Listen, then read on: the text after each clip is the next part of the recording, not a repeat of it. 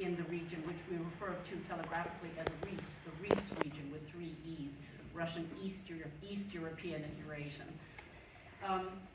What I'd like to do today is a couple of things. I'll try to be as brief as possible because I want to keep the attention on the film and on our guest for today, Dmitry Bykov.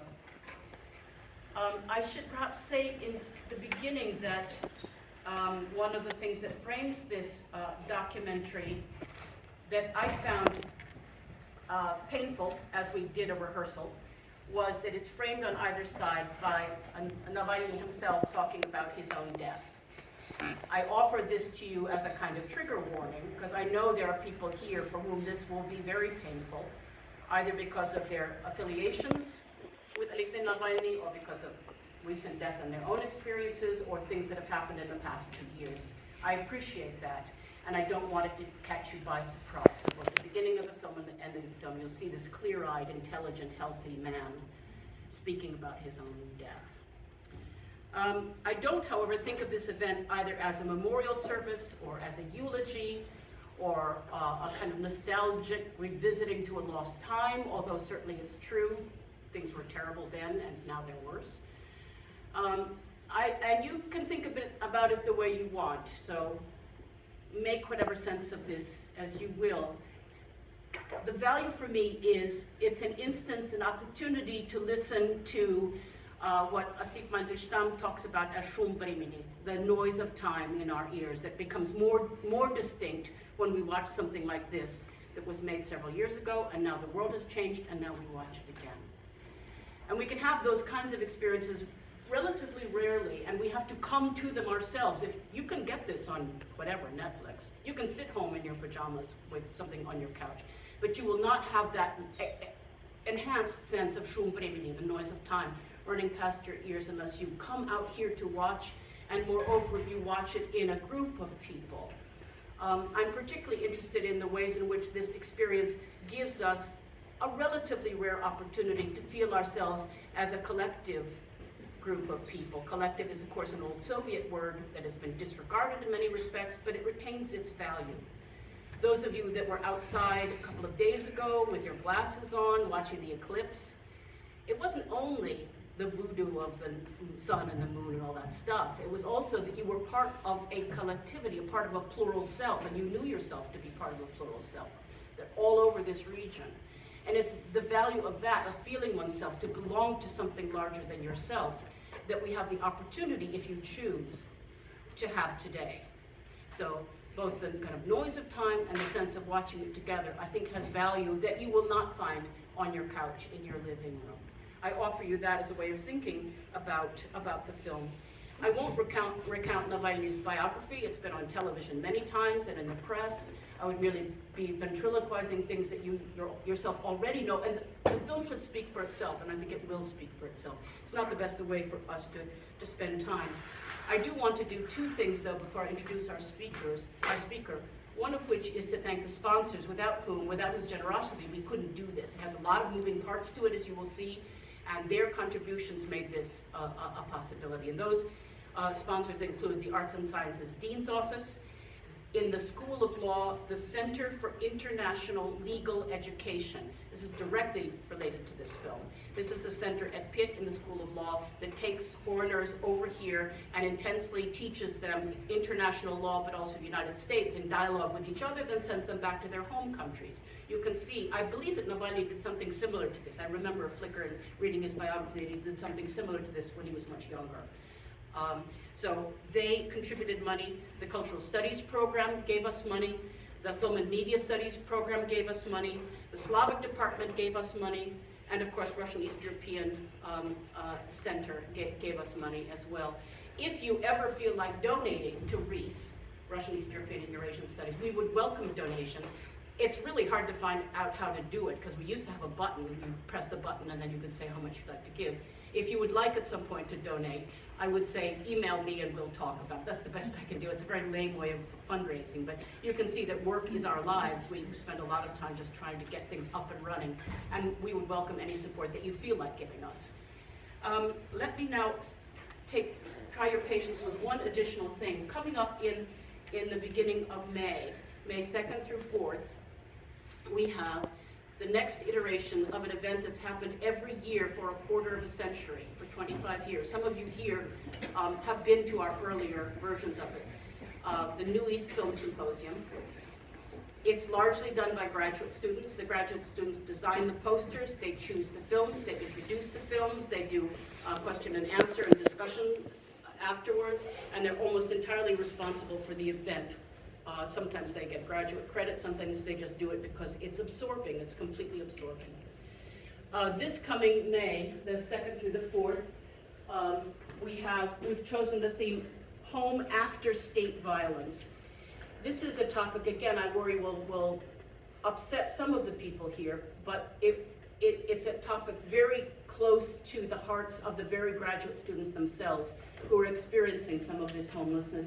I won't read this aloud to you, but briefly, it looks at whether the category of home is becoming, with all the exodus, the migration, the displaced persons, those who have been forced out, whether the concept of home is becoming obsolete, whether it's becoming an archaic notion like the buggy whip, that we kind of know what it is, but it's losing its immediate, direct, lived experience to our early childhood.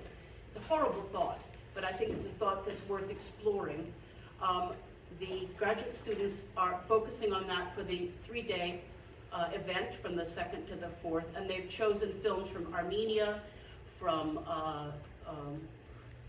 help me out here, Ukraine, Aspirante, помоги мне. Lithuania, and Denmark. That's right, from a Denmark filmmaker that focuses on Russian exiles. So it's a collection of different films that the students themselves have chosen, and they put together a very, very short trailer, which I'm going to ask you to watch because I'm so proud of their work. These are the films. Take just a second and watch the trailer. This is student work. Film, Wizard of Oz. And think to yourself, there's no place like home. There's no place like home. There's no place like home. There's no place like home.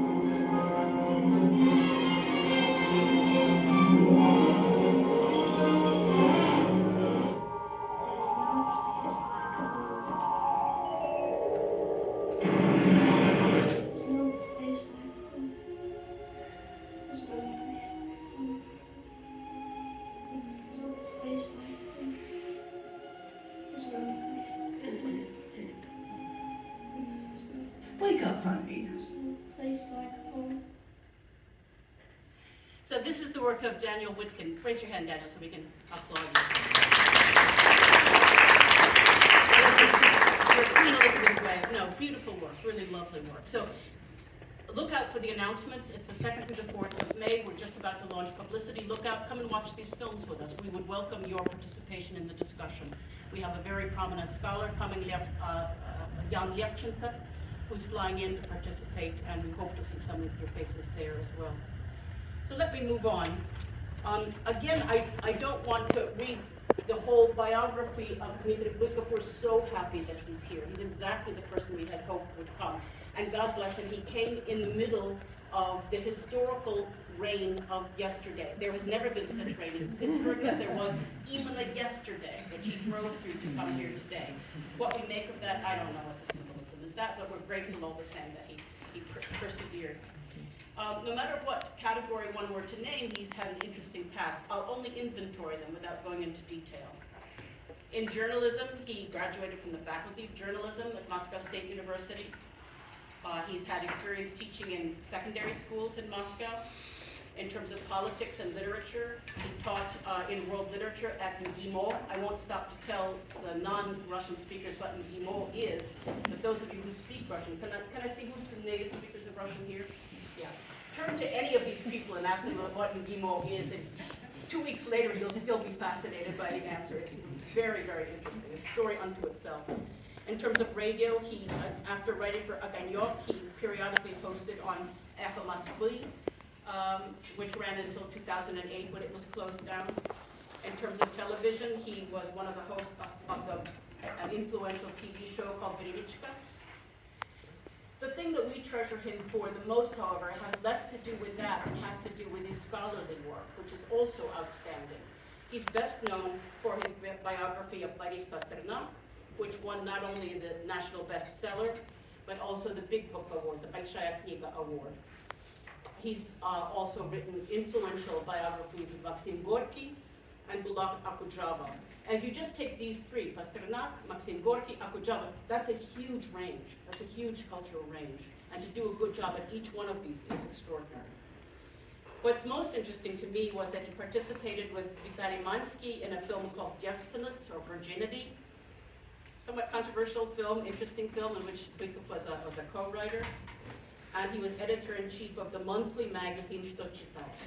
So what we have here is somebody that manages to balance both popular readings of culture and also enormous erudition and a broad expanse of knowledge. The last thing that I'll mention about him is perhaps the thing he's best known for is his Гражданин поэт, Citizen Poet, a series of readings that he did with the actor Mikhail Yefremov. It's a pun on Nikolai Nekrasov's Poet and Citizen, in which the actor would read different poems written by Bыкov that are in their own way both parodies of Pushkin, Nekrasov, Kipling, and so forth, but in their parodic stance, they're commenting upon contemporary events in a way that eventually got under the skin of the powers that be. It's a story unto itself that we don't have time to tell here because what we're doing is showing a film on Navalny. But it's a story that deserves its own tale because it became too close to the government, under their skin too much, and eventually got closed down. I won't talk about the episode in which he fell ill on the flight to Ufa. I invite you to look out for a podcast that was just done this morning by Sean Guillory. Sean is a member of our team, of the Reese team. He has fantastic podcasts that he routinely does. He has more downloads than there are countries that sell Coca-Cola. 1.5 million individual downloads, so he's very, very well known in our field. He's just did an interview with Dmitry Bыкov. It will be staged in a week or so, and presumably, I mean, Dmitry will know better than I, some of that will come out in the podcast. If you'd like, subscribe to the podcast, and you'll get regular analyses of the literature and the cinema and the politics and the history of what we call the Reese region. So it's well worth subscribing to if it interests you. When 24th of February 2022 happened, Dmitry Bыкov was one of the early people to criticize and to speak out against it. He was declared to be a foreign agent. I suspect that some of the people here in this room themselves are perhaps either foreign agents or have been put on the stop list.